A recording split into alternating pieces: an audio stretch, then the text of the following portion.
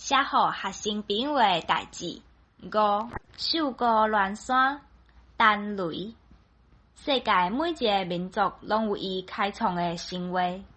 咱台湾关山真济，有的勇壮，有的优美，所以关羽山的故事嘛是袂少啦。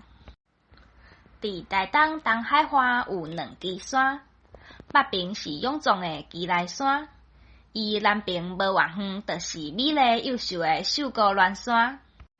古早，台湾东部外海一支悬山，比即卖玉山搁较悬。山内有万年悬架的石壁甲水墙，千年的大树，五彩的花蕊，千千万万的鸟甲鹿，每日日头为东边出来，照伫山尖。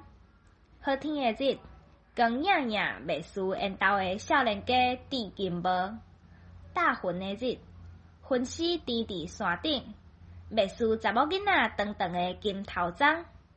这山骄傲，甲天顶的神讲：我是上勇上水的山。逐日日头出来，第一个就是来拜我。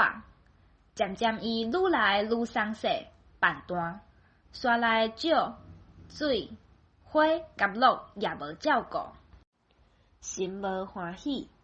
几若摆陈雷公头风台甲伊警告，伊也毋听。最后神受气大地动，甲即支山摇拔开，分做南北2支。过来建一摆地动，即2支山就搁较分开去，愈离愈远。安尼经过几若万冬，渐渐2支山相看袂着。单单风头的日，北边的山听到南边的山吼，也对伊落雨流目屎。即时才后悔，甲神找毋是，开始照顾山的鸟甲水、鸟甲花、树甲鹿。后来神赦免，即2支山就停伫东部即卖的所在，无搁山远去。即卖北边的叫做基来山，好天的日，光影影袂输少年家戴金帽；南边的叫做秀歌乱山，大云的时，云丝甜伫山顶，袂输查某囡仔长长的金头鬃。